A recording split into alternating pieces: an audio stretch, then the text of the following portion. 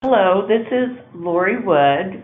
I am the HMIS Coordinated Entry Trainer Analyst with IHCDA. I want to welcome you to HMIS New User Training. Today we're going to look at the basic functions of our HMIS system. So to kick us off, what you see on the screen at this time is the sign-in screen or login screen. You will enter your username in the username box and then enter your password in the password box.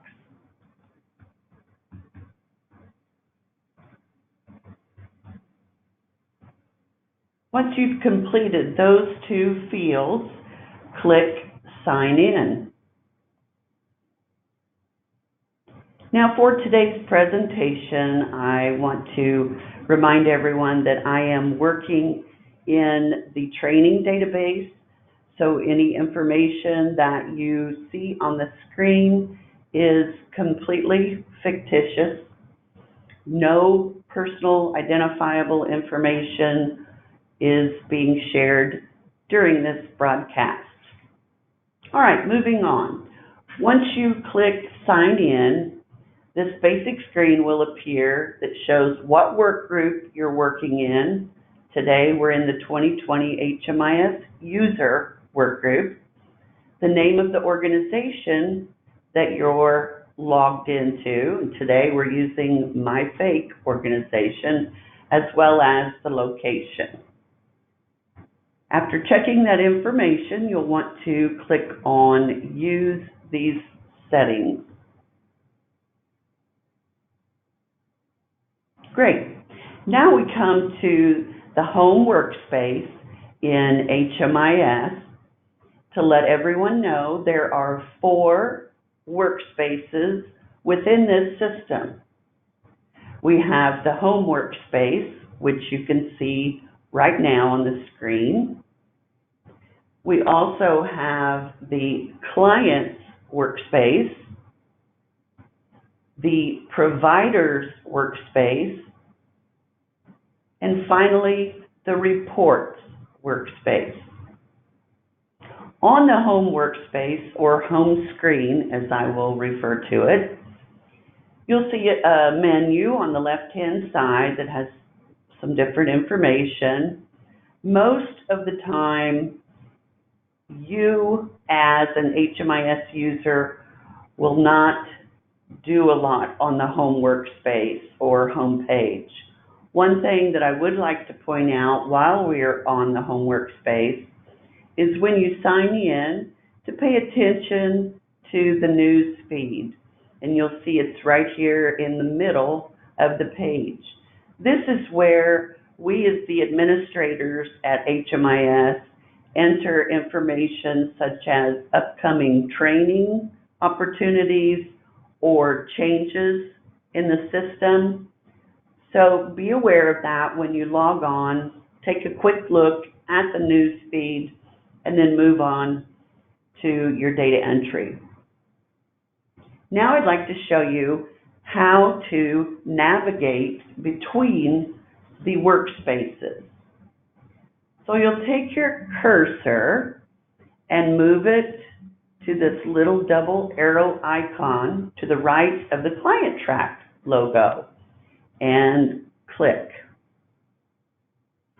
This will take you to a floating menu where you can see the different workspaces available. Most of you are case managers or advocates, and the majority of your work will be completed within the client's workspace. So to access the client's workspace, you'll take your cursor, point it to clients, and click. Now, as you can see in the upper left-hand corner, we are on the client's workspace. When you log in, the client that you most recently worked on in the system will come up in the client's workspace. In order to search for a client to see if they're already in the system, you will utilize the Find Client feature. Simply click on Find Client, and then we recommend when you're searching by name to use only maybe the first 2 or 3 letters of the first name and last name, and that is just a helpful hint in case the client's name has been misspelled in the system. You stand a much better chance of finding them by using a few letters of their name instead of their entire name. So let's do a search for Legal Beagle. And you can type in the first couple or 3 letters of their name. You can either hit enter, or as I am doing, I'm clicking on the search button.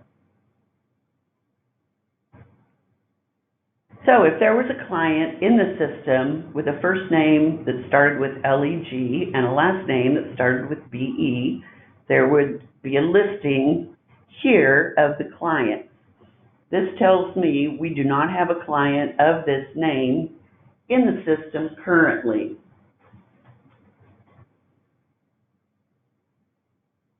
Let's move on and look at the client dashboard. The client dashboard has basic demographic information from the client. As you can see at the top, the client's name, their social security number, and their client ID is displayed. The client ID is a number that HMIS Client Track assigns to each client when their record has been created in the system. A helpful hint for you: when you need to contact the help desk, maybe you have duplicate clients that you've found that you'd like for us to merge, or something else in a client record that you would like for us to take a look at, please only refer to the client by using their client ID number within your help desk ticket.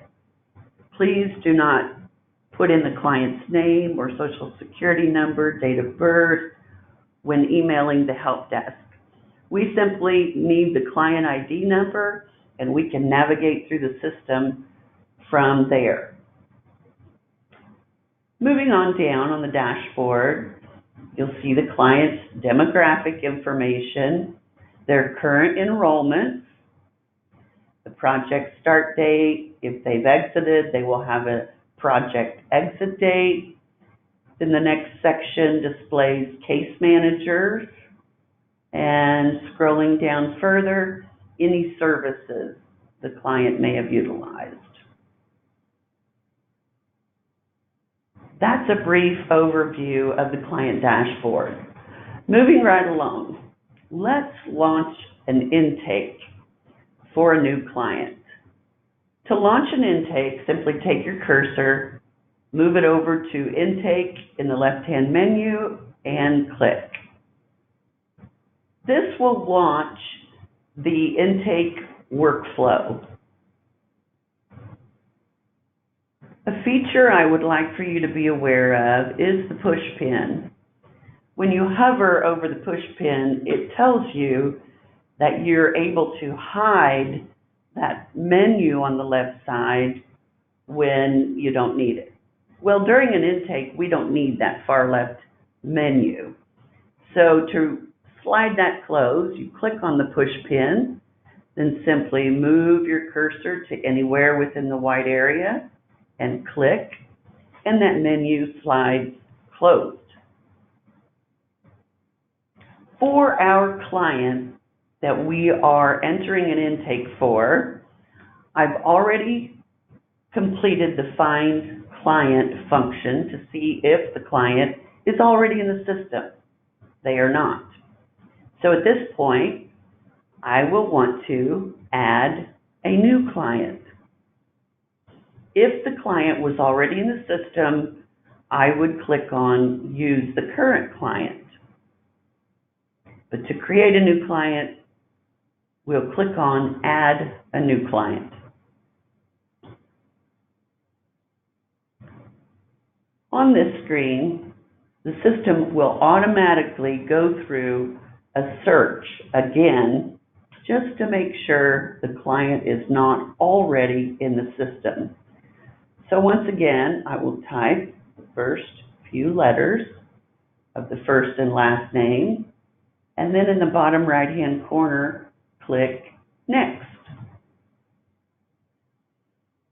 All right, the client does not exist, so at this point, I am going to continue entering the client data. And yes, my client is named Legal Beagle.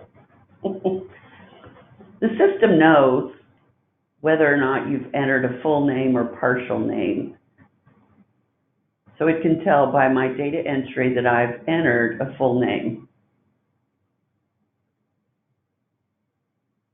Date of birth, you can either enter the date of birth in the field, or you can click on the calendar function and utilize that if you prefer.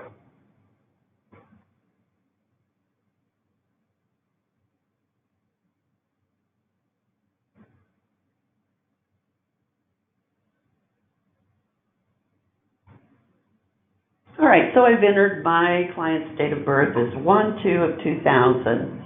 The system calculates the age and pre-populates that, and it also recognizes that I have entered a full date of birth. The system will allow you to enter an approximate or partial date of birth, and then the other three options shown: client doesn't know, client refused, and data not collected. Let's talk about those three for just a moment. Client doesn't know would be chosen as the answer when you actually ask the client the question and their response is they don't know. Client refused is very similar. That means you ask the client the question and they refuse to give you the information. The third option, which is data not collected, means you did not ask the question of the client. Data not collected will throw many data errors in your APR reports, as well as your capers and your data quality.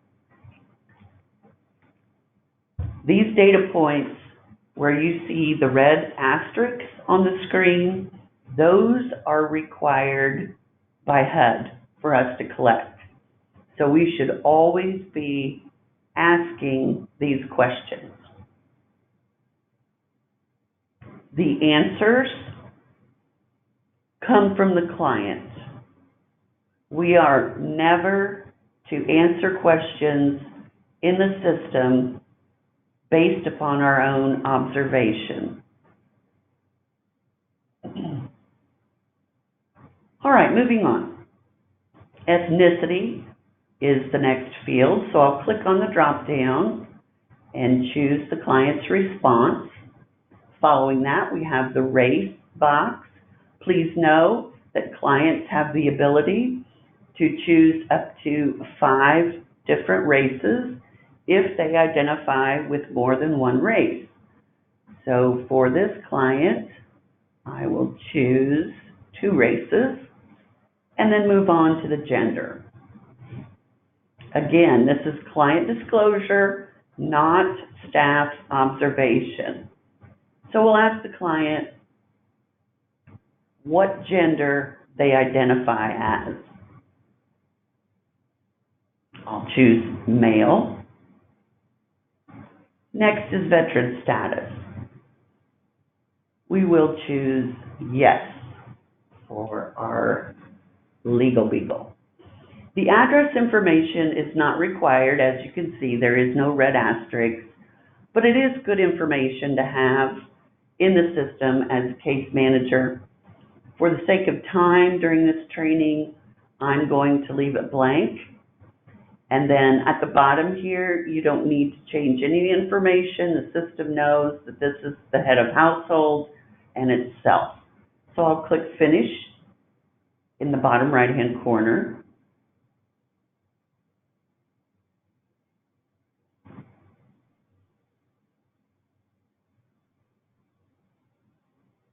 Now we come to the family members screen.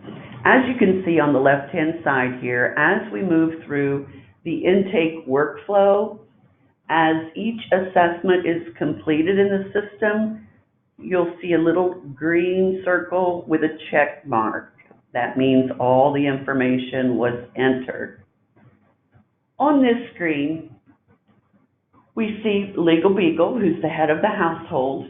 If Legal had children and we wanted to also enroll them along with the head of household, we would simply click on the box below Legal Beagle and then begin entering the children's names and information. Or it could be spouse, it could be partner.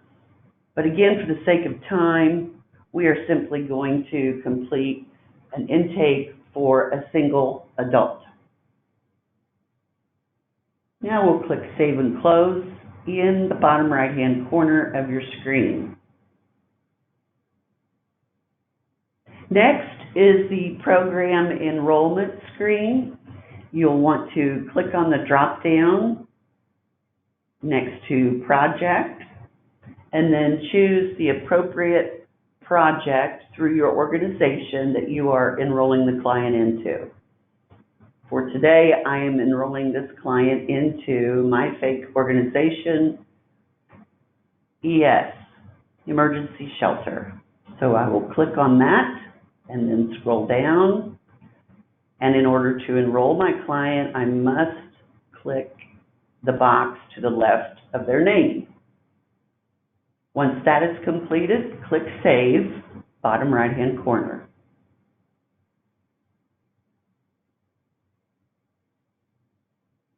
Now we come to the Universal Data Assessment.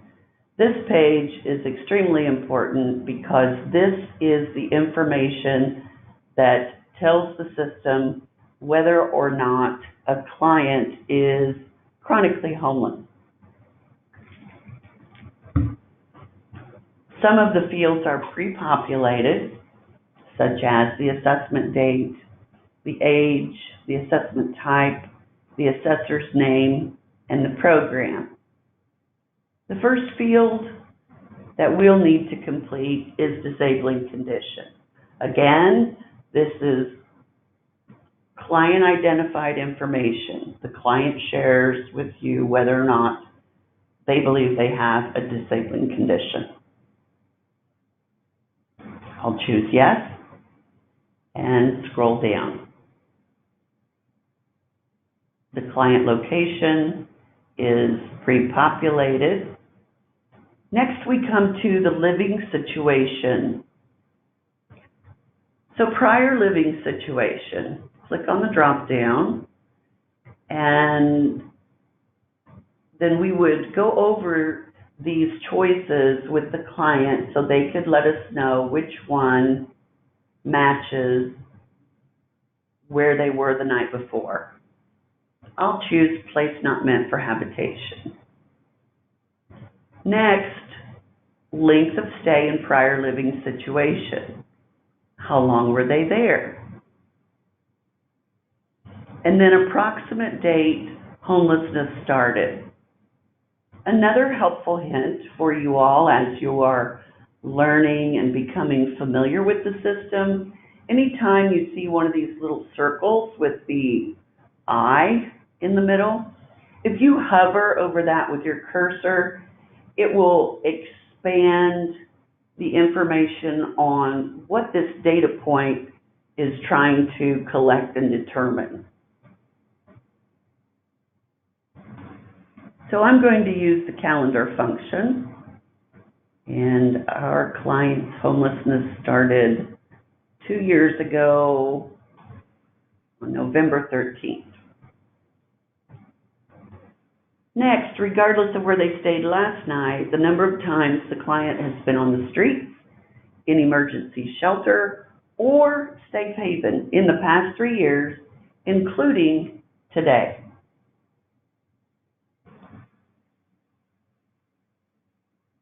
Total number of months homeless on the street, in emergency shelter, or safe haven in the past 3 years.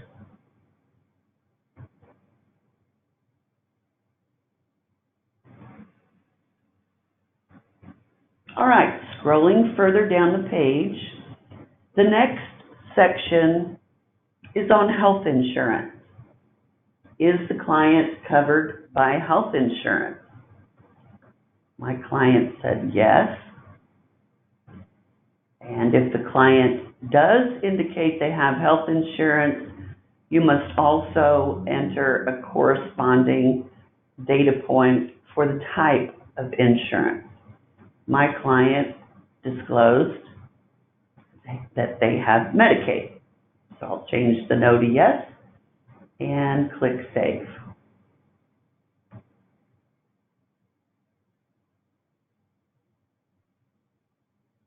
Now we come to the barriers. The client did identify as having a disabling condition. So as a shortcut for this assessment, you can click in this top box on the left-hand side. It will populate all of the barriers as no. Then you can simply go in and change the barrier that the client disclosed that they struggle with or have. And you can certainly choose more than one. And then, is the condition indefinite? Once those data fields have been entered, click Save and Close. Every client that's entered into the system goes through a domestic violence assessment. So we want to determine if the client is currently fleeing domestic violence or if this episode of homelessness is due to domestic violence, so that we in turn can support them and get them the proper referrals and information they need to stay safe and obtain shelter. So domestic violence experience, my client said no. So I'll click Save, bottom right-hand corner, and move on to the income and sources assessment. Again, remember, every data point with a red asterisk is a required data point.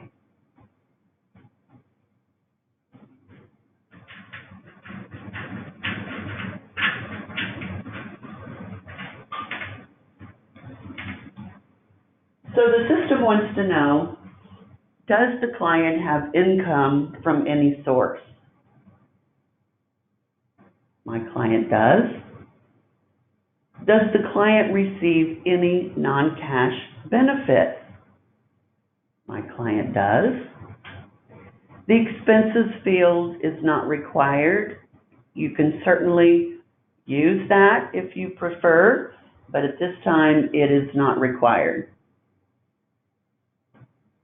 Since my client did disclose they have income, I must choose the type of income.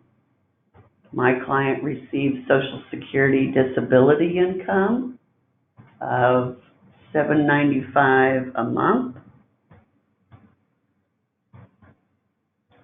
So I've entered that, and then I'm scrolling down so the client can identify and disclose which type of non-cash benefits he receives.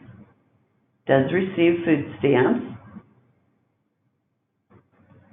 of $195 a month, and I'll click Save and Close.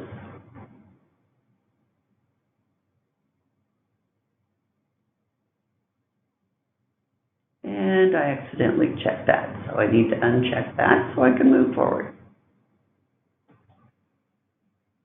A nice thing about the system, if you do make an error or you omit a required field, it will give you that error message and let you know what you missed and prompt you to go back and complete the information.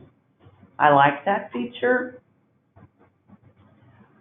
So always remember this, when you are finishing a workflow, you must click Finish in order to finish. So I'll move my cursor to the Finish box and click. As you can see, now my client has a dashboard and a client ID number. At this time, I want to open the menu on the left-hand side, so I will click on the little white box in the upper left-hand corner with the 3 lines, and right now I'm hovering my mouse over that, and it says Show the Menu, so I will click, and the menu slides back open. Because I'm now going to enter case notes and do some different functions, case management functions, I want to leave the menu pinned open.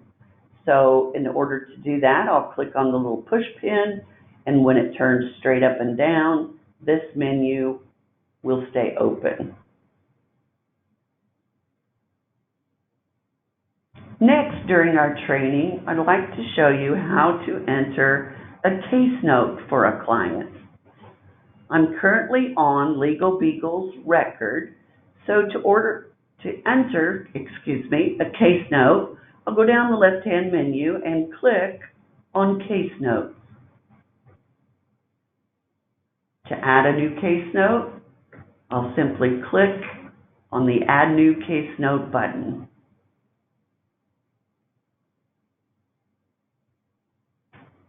The first thing you'll want to complete on the case note screen is what the case note is regarding. Make it short, make it to the point, and easily understandable. So for instance, I am completing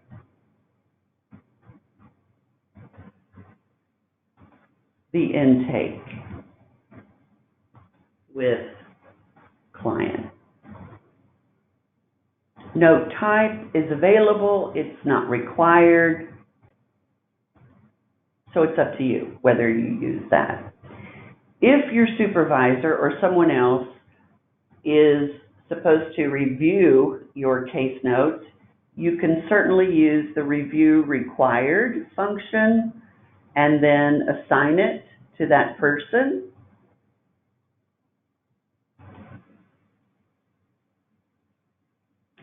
Scrolling down, you will see the text box where you can actually enter your narrative.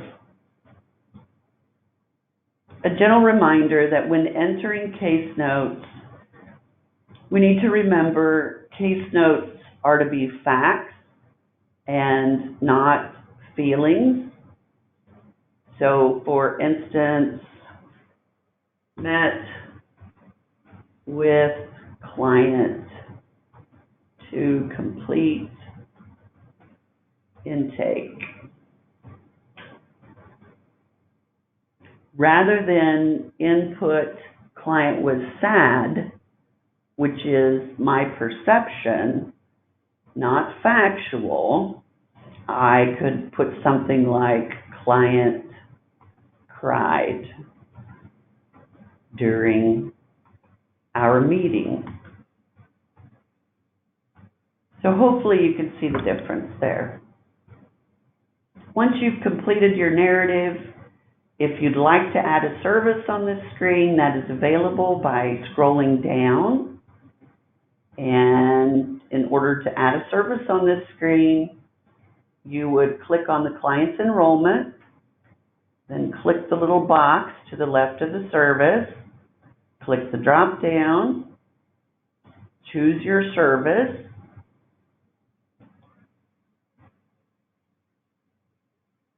and then click Save in the bottom right-hand corner.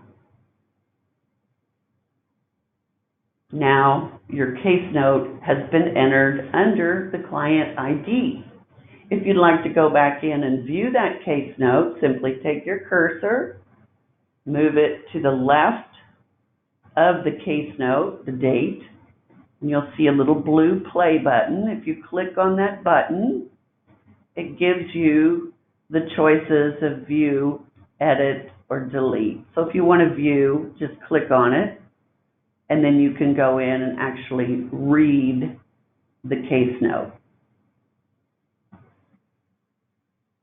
All right, pretty simple process for case notes. Next, I'd like to show you the Edit Client function. If your client gave you partial information or gave you information and later realized it was incorrect, you can use the Edit Client function, to go into the client's information and update maybe their date of birth, or maybe they gave you a partial social when they were enrolled. This client didn't know his social, so I'm going to now enter the social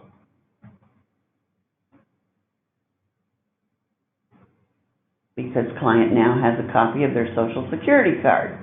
And then I'll click Finish.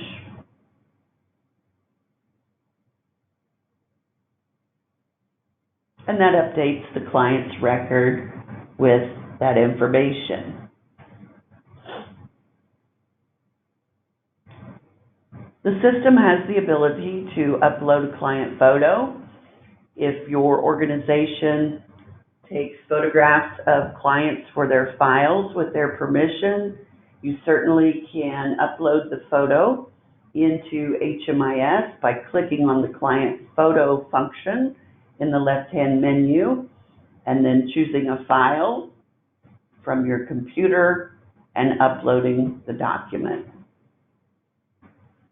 If you choose to upload a photo, then the client's photo will then appear in this space where you see a shadow figure on the dashboard. Another nice function for case managers and advocates in HMIS is the Client Files function. By clicking on that, if you have scanned client documents such as identification, birth certificate, Social Security card, maybe proof of homelessness, documentation, if you have scanned those items and saved them to your computer, then you can upload those documents to the client's file by clicking the Add function to the right. And then again, you would go to Choose File and click, and then go to the appropriate drive that it's saved in on your computer, choose the file, and then it would upload. You could certainly give it a document name. You would need to, so you would know what was what. It's a great function, especially for the clients that we serve, because they're very transient, and by us uploading their documents into their HMIS file in 6 months, if they go back on the street and then show up 6 months later and they've lost all their documentation, we have it on file as a part of their HMIS record. It's a great feature. Next, I would like to show you how to add a service apart from the case note function. So to add a service, simply go to Client Enrollment and Client Services, then click on Services and Add New Service. Again, you would choose the enrollment, the grant,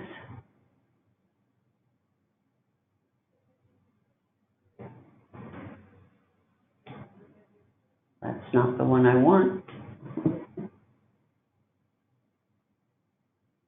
There we go. The service. And in the training environment, we don't have a lot of services entered, but when you're actually in the live HMIS, you'll see many services to choose from. The date pre-populates. You can choose to show it as dollars, minutes, account, hours. In this case, it's a bus pass, so I am going to enter the dollar amount of $5. And there is a small comment box if you'd like to enter a comment. This will not show under case notes, but it will show under the services.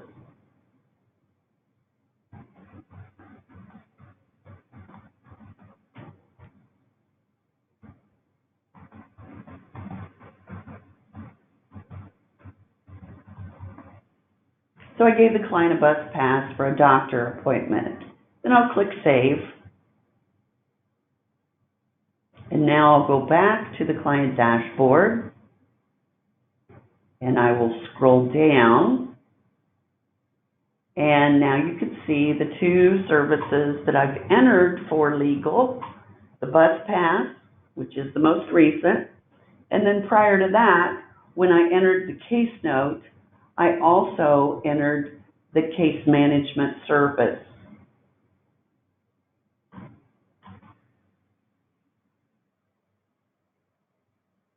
Next, we'll be going over the exit function when it comes time to exit a client from an enrollment. We will go to the client dashboard and look at the enrollment section of the dashboard. Take our cursor and find the enrollment we will be exiting. Click on the little blue play button and scroll down and then click Exit the Enrollment. Once again, the workflow will launch, and I am going to slide the menu closed so I have more Workspace showing on my screen. For the exit enrollment, we need to complete the client's destination. Where are they going?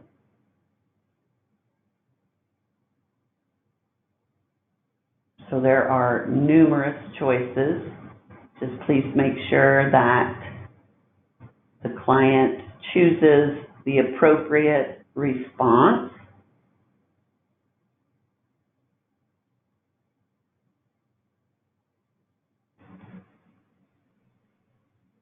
Next, the exit reason, and it would match one of these, or other, or unknown disappeared. I'll choose other,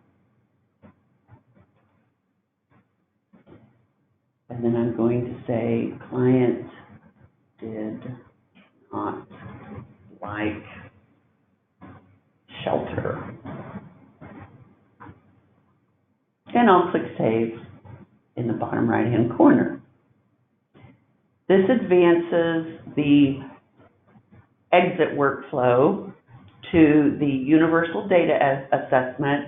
If the client's information has not changed since their most recent assessment, you can click on Default Client's Last Assessment, and it will pre-populate that information.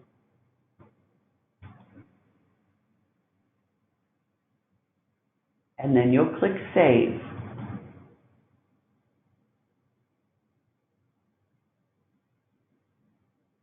Next, the barriers assessment appears. Again, if nothing has changed with the client, you can simply click Save and Close and move on through the workflow. Income and sources.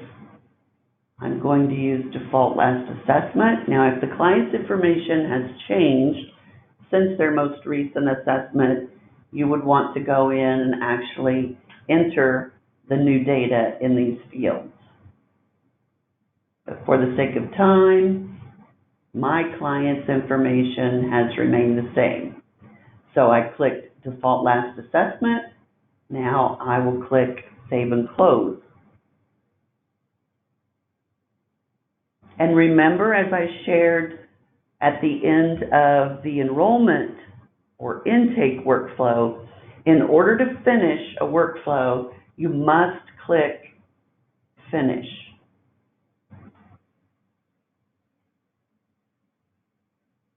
Well done. Now I am going to launch the menu on the left-hand side once again, and I'll click on the push pin to pin it open. And now I'd like to show you a feature that can be very helpful for notifications, upcoming meetings, doctor's appointments, all sorts of things to help you with your case management of a client. The little bell located to the right of the client ID number on the client dashboard screen is a notification function. If you click on that bell, you can view notifications that have already been entered.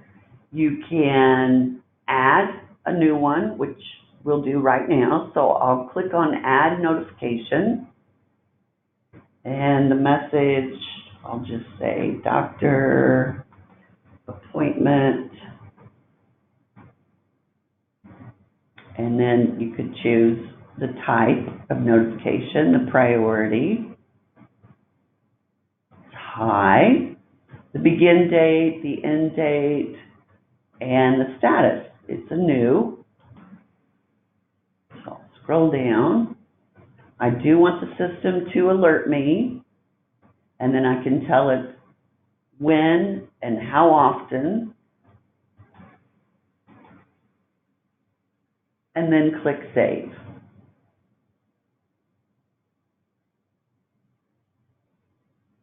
So now when I hover over that bell, it shows me doctor appointment at 1:30. Let's click on that bell, and let's view notifications. And there it shows me high priority, the date, and if I wanted to go in and edit, I would click on the little pencil, and the notification comes up once again, and you can make changes. I like this function, especially for annual assessments, appointments for the client. It just has a lot of different uses. All right, back to the menu on the left-hand side. A couple more functions and features that I'd like to show you. Let's look at client profile and interested others. I'll click on that. And then the short blurb here at the top of the screen tells you what this is for. Others who might have an interest in the client's situation display below. To view or edit, click Edit, Interested Other. To add a new interested other, then you would click Add New. Let's add new so you can see the function. Type description. And there you have many, many choices. We'll say this is physician.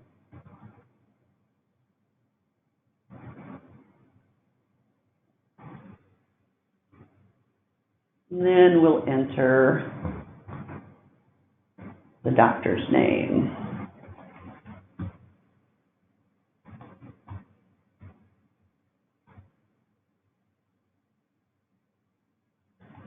And whether or not they are aware of the client's situation. Then this screen also allows you to enter the interested other's contact information, phone, address, email, and then save. Now it appears under the interested others. So that's a feature that can be helpful if you'd like to enter emergency contacts for a client, maybe their physician's information, other providers that they may be working with. It's just a nice feature to use so that all that information is easily accessible within the client's HMIS file.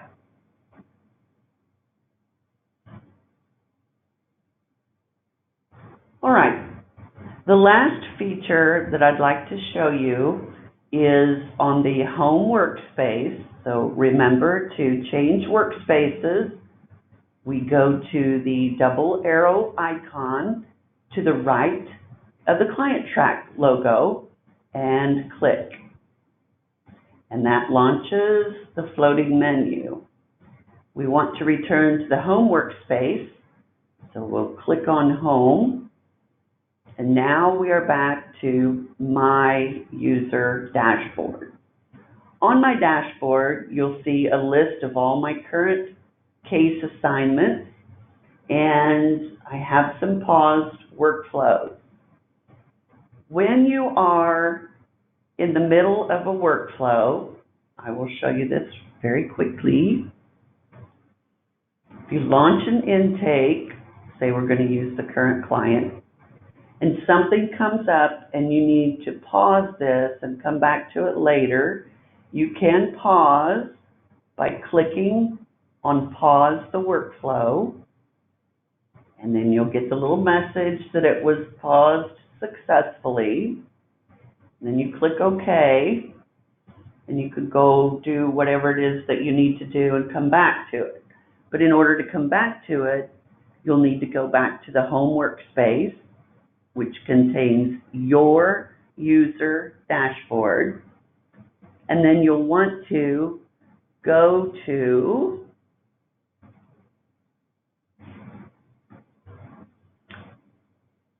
paused operations. So I just tried to launch a workflow and I paused it. So at this point, I want to resume.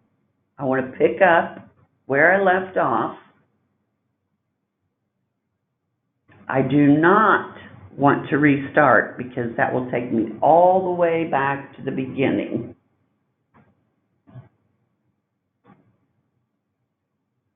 I could cancel it altogether and remove it, but I choose to resume by clicking on the file. And it takes me right back to the screen where I started.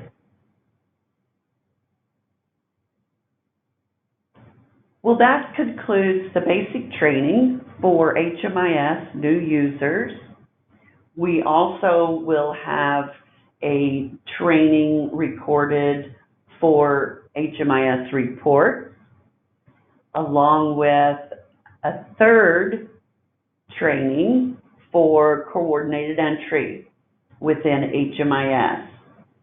Thank you for your attention, and please know that you can find the address, the link for HMIS on this handout displayed on your screen.